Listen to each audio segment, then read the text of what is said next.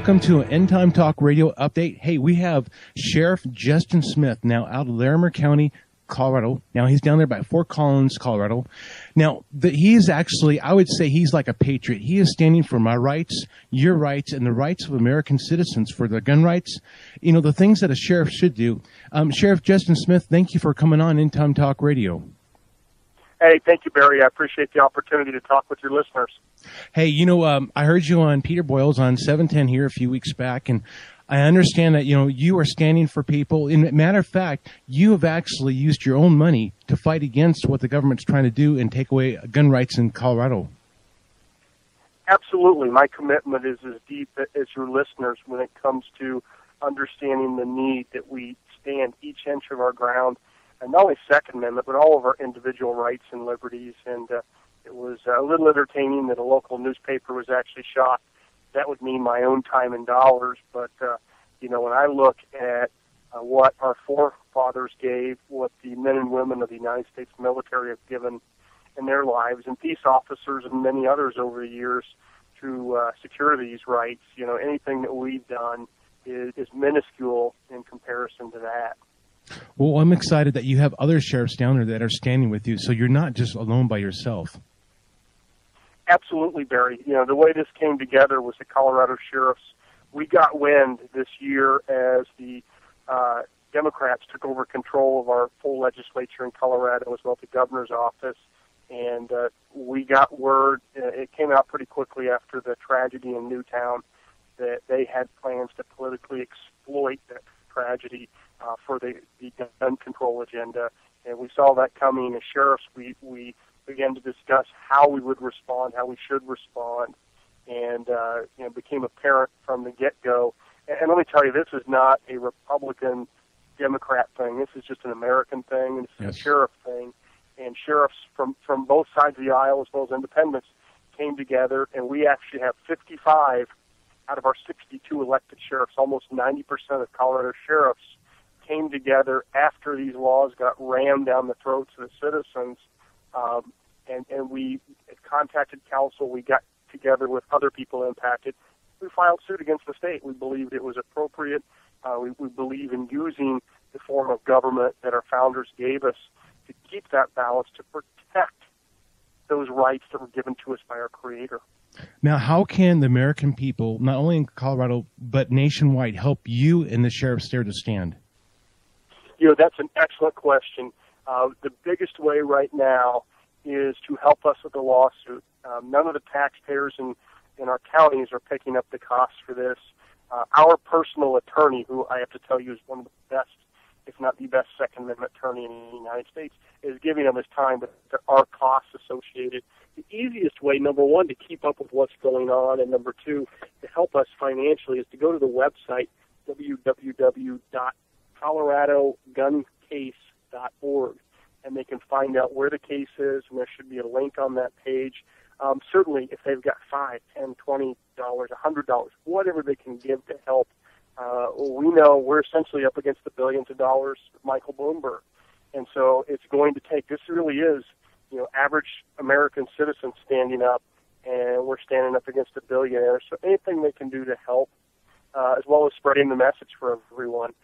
Most sheriffs have websites as well. I've got a Facebook page for Sheriff Justin Smith.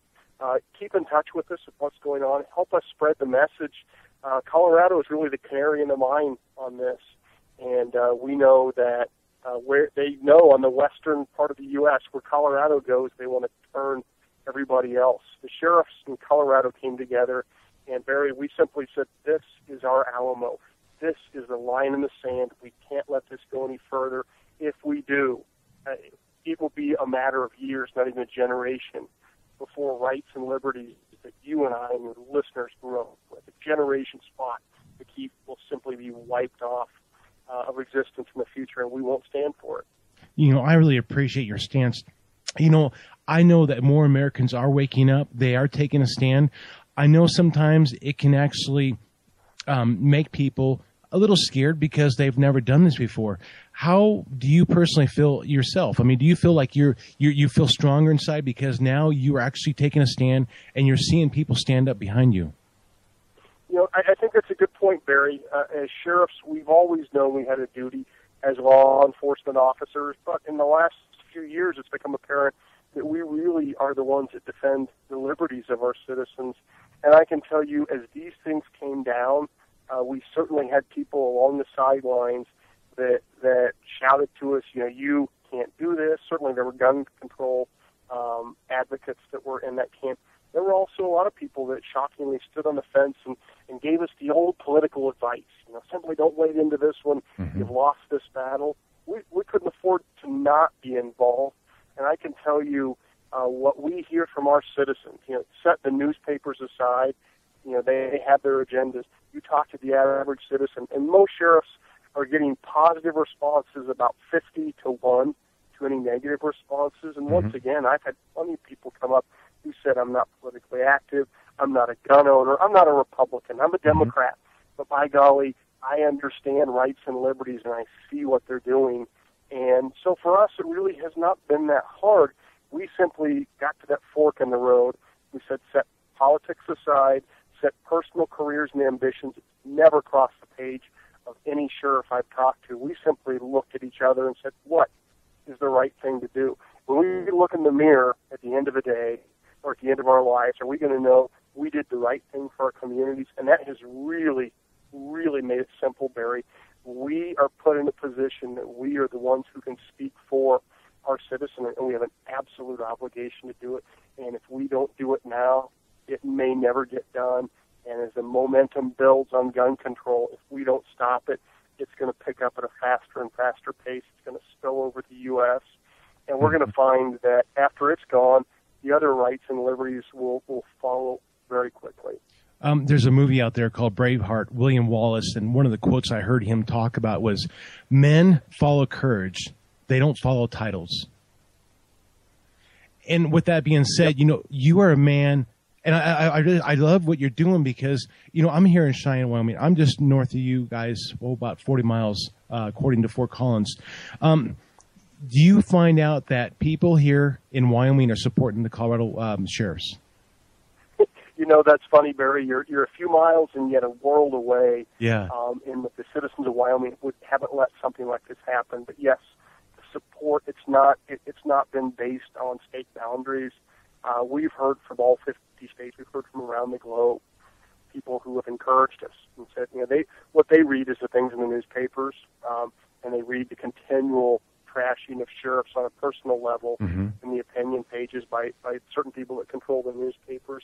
And they've come to us and said, hey, we're with you. We want you to know that the American people stand with you. And that means the world to us, more than we can ever say. Once again, nobody's in here for any personal ambitions.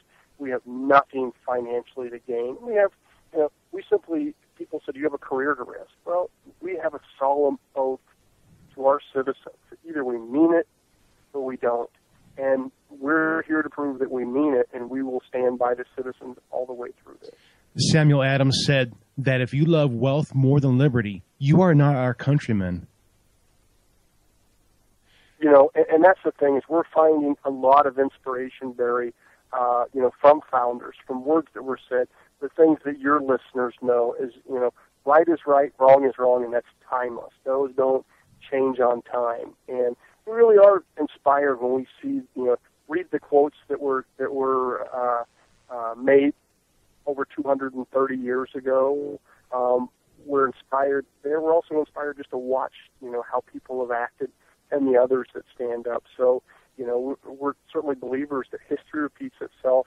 To be honest, I think one of the things that's really coming to light that people a decade ago, none of us probably saw, was the divine intervention in how our country was formed, how this form of government came together, because the political progressives that pushed this thought they owned everything. Well, they made one huge mistake. They did not realize the power of the office of sheriff. And once again, I believe there was divine intervention at that there to balance. And I know plenty of men and women that are police chiefs that are good folks. Their hands are tied, they're gagged, they're not allowed to speak about the dangers of this kind of legislation. But sheriffs are not only able to do it, that's what they're expected to do. So We've really thrown the progressives off in this state. I can tell you 6-8 months ago, their mantra was more gun control, until they got to the end of the field. And I can tell you they are significantly on defense now. And as many of your listeners may be aware, we have 2 state senators that are under a recall election right now, and there's a good chance they'll be removed. And I can tell you the one who led this, state Senate president, in his effort to hold his office, he won't even acknowledge or mention the efforts on gun control that he was so proud to stand with Joe Biden, Barack Obama, and Bloomberg on only a few months ago. So there certainly are some wins. We don't put down our guard. We know it's a long fight, but we know we're on the right side, and we are winning. I understand from speaking to you, we have never spoke before, but you seem to be a man of faith in God in what you're standing. Absolutely, Barry. For me, that's just my understanding, my relationship with my Savior, yes, God. It's a part of who I am, and I will not be intimidated into hiding my faith and my values and beliefs. And I know many other sheriffs are in that same boat, that we understand that really shapes who we are, and it shapes what our country is. It is a fallacy for people to deny, this has been a Judeo-Christian nation, and I believe we were set here with certain obligations and responsibilities to do things in a certain way. And that doesn't mean we're intolerant of anybody else's beliefs and values, but we're tired of being told that we're supposed to hide our values and beliefs while celebrating anything else that somebody believes in. Sheriff Justin Smith, just 2 other quick questions. I wanted to ask you, with the 51st State Amendment, or they're trying to get the state to go, how close is that going to happen? Do you think that's going to go through where they'll have the state of northern Colorado? Barry, I got to tell you, from what limited knowledge I have of how that would have to happen, certainly I think that would be an extremely difficult thing for anyone to pull off to create a new state. Last I heard, there was some effort. There was actually an effort to consolidate the Dakotas, and that simply didn't come to fruition. My take on it, honestly, has been this is our state, and I'm not willing to cede an inch of it to the progressives. I absolutely am empathetic to the frustrations that many of us are feeling. I don't believe the strategy, the best strategy is to split off. I think the best strategy is to take back a state into the voters as it was intended, not cede it to Bloomberg, not cede it to that crowd. So I think they've got one heck of a battle to try to go down that just from a technical perspective. But, they've got a lot of work ahead of them. And then the last question I ask you is, how do you see God's hand moving in this whole thing? Do you see that the hearts of people actually coming back to God? I really haven't put that thought specifically on it.